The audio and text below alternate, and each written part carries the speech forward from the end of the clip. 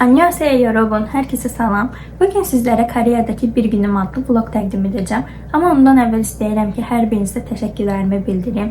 Yazdığınız bütün xoş sözlər üçün, bütün dəstəkləyici ifadələr üçün hər birinizə səmimi qəlbdən təşəkkürlərimi bildirirəm. Bilə bilmərsiniz ki, mən onları neçə dəfə açıb təkrar oxumuşam. Bütün rəyləriniz sayəsində özümdə daha çox cəsarət hiss edib, daha çox motivasiya əldə etdim. Bir anlıq özümü vətəndə hiss elədim. Sizdən kilometrlərcə uzaqda olmamı baxmayaraq rəylərinizi oxuduqda bir daha Azərbaycanı, Azərbaycandakı yaşadıqlarımı, həmvətənlilərimi, Azərbaycan mədəniyyətini hiss eləmiş oldum. Dəstəkləriniz həqiqətən də mənim üçün çox vacib idi. İlk videom idi. Edə bilmərəm, sizə xoş ünsiyyət verə bilmərəm, xoş enerji ötürə bilmərəm deyə çox narahat olurdum. Amma rəyləriniz sayəsində daha da güclü oldum, daha da çox motivasiya əldə etdim və bundan sonraki videolarımda da çalışacağam ki, sizə maraqla, səmimi qəlbdən, bütün səmimiyyətimlə Koreyadakı anlarımı təqdim edim. Həm Koreyanı, həm Koreya mədəniyyətini sizlərlə tanış edim. Asıyorum, herkes hazır mı? Bastım. Mən çox vaxt səhər yeməyi yemirəm. Əgər gedəcəyim vacib yer varsa, onda səhər yeməyi seçirəm. Ona görə bugün vlogumuzda səhər yeməyi olmayacaq. Amma bu günləri keks bişirmək istədim. İstəyirəm onu da sizinlə paylaşım. Düzü mənim mikserim olmadığı üçün hər şeyi əlimlə qarışdırdım. Bunu da sizə göstərsəm maraqsız olar deyə düşündüm. Ona görə əvvəldən un qarışımını elədim. Amma sizlə bir yerdə içinə qoyacaqlarımı tökəcəm. Mən keksin içinə qoz qoymağı xoşlayıram. Ona görə də qoz ləpəsini blenderdən keçirdim.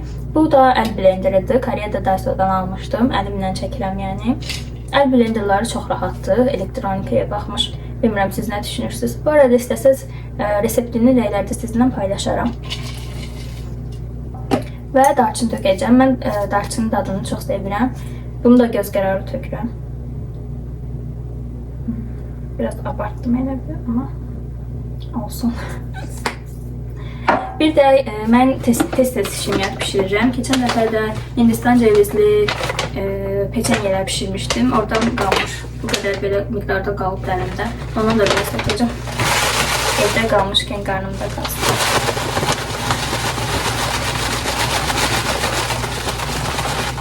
Biraz deyib qabardıram hər şey.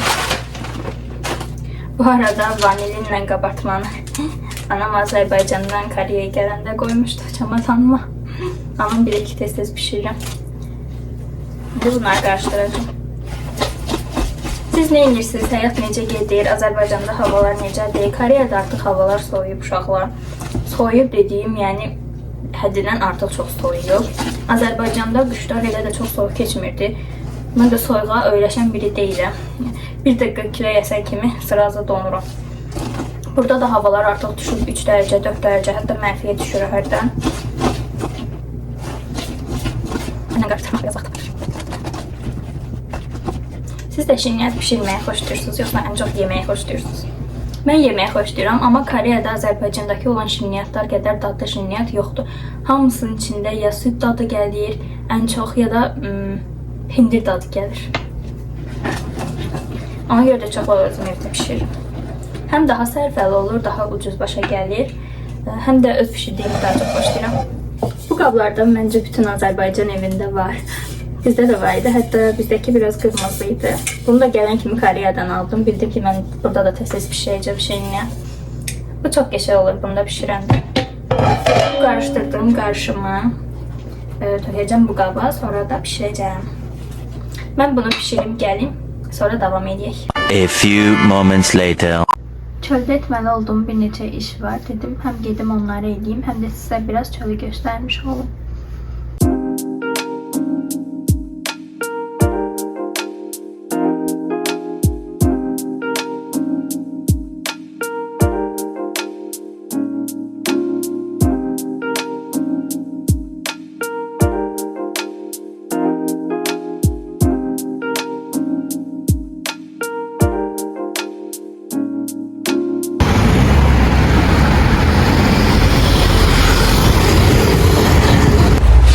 Normalda gəlmişdim xəstəxanaya. Bir dənə xaladan mənlə bərabər girdi içəri.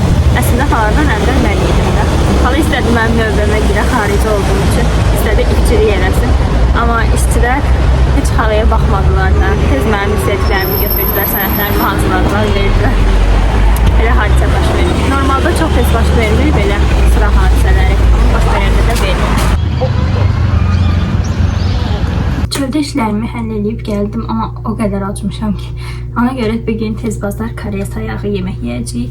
Birinci bu ramyon qazanımdan götürüb ramyon pişirəcəm. Amma bilmirəm bunu görmüsünüz ya yox. Dramalarda qabağınıza çıxa bilər. Əsasən ən çox evdə pişirib yeyirlər. Çapagetti yiyəcəm bugün. Çapagettini sizə göstəreyim. Çapagetti baxın belə qara ramyondur. Çapagetti harcayan ağız tadına daha çox uyğun gəlir. Digər ramyonlar biraz daha acı olur. Gəlin bir yerdə çapagettini pişirib mənlə bir yerdə yeyək.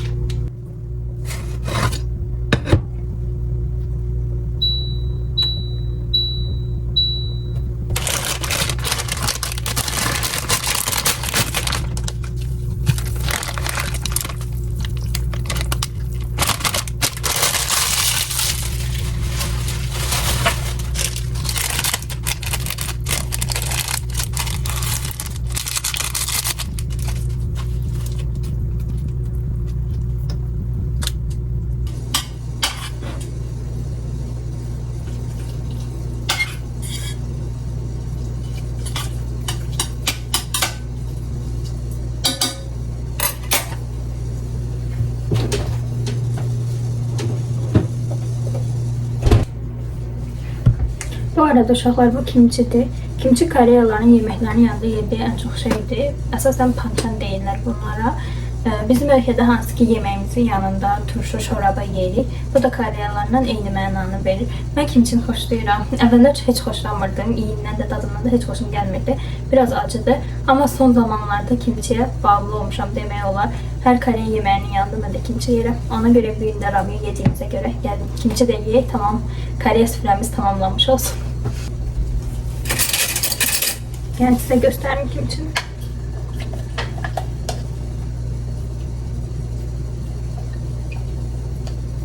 Baxın kimçi belə olur.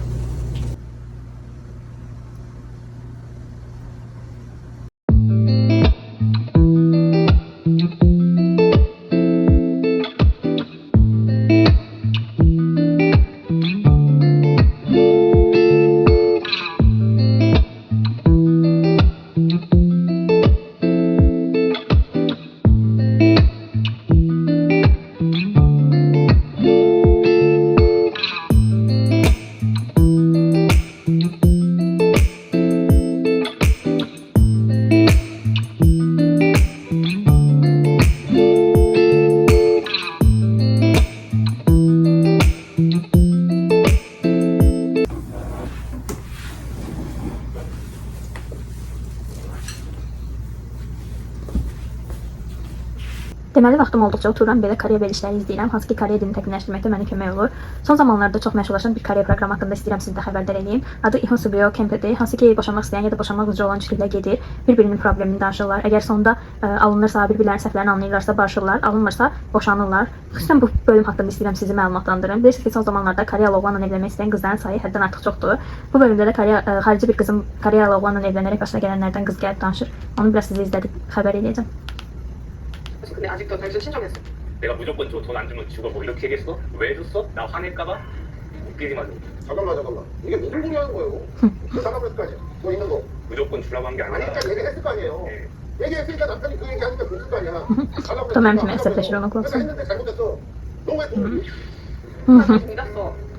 그거는 그냥 나 항상 깡통이. Deməli, bu qız bu oğlanla evlənibdir və əvvəllər hər şey çox yaxşı getdiyi halda, çox xoşbəxt yaşadıkları halda oğlan dəyişməyə başlayıb.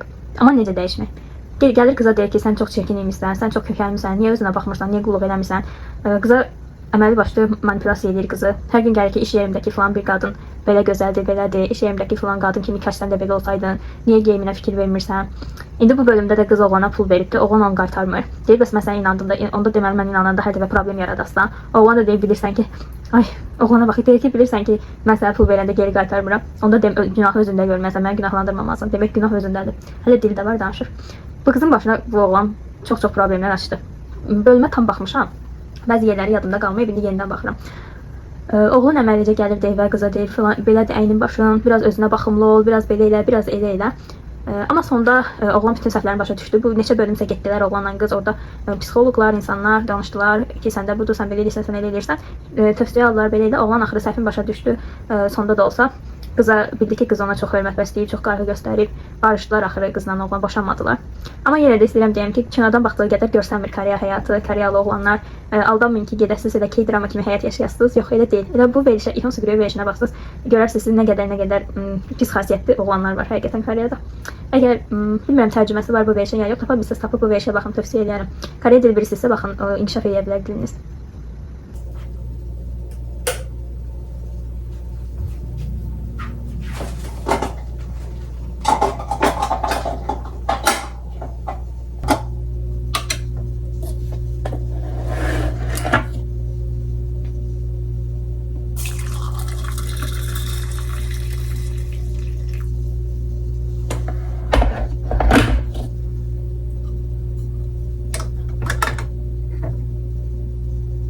Çayımı dəmlədimsə günüm bitmişdir.